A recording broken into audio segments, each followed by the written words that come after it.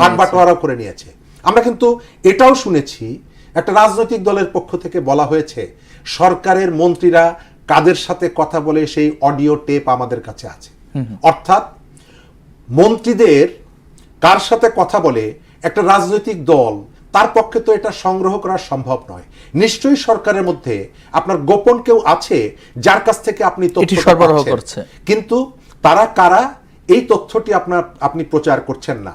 দ্বিতীয়ত ডিসিএসপির পদ বন্টনের ক্ষেত্রে আমরা কিন্তু খেয়াল আছে যে লটারির মধ্য দিয়ে পদ বন্টনের যে দাবিটা, এই দাবিটা কিন্তু একমাত্র জামাতের সাধারণ সম্পাদক যেদিন বলেছিলেন প্রেস কনফারেন্স করে, ঠিক তার দুদিন পরে সরকার সেই সিদ্ধান্তের দিকে গেছে।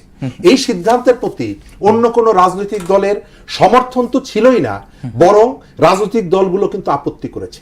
তার অর্থ হচ্ছে আপনি কখনো ইলেকশন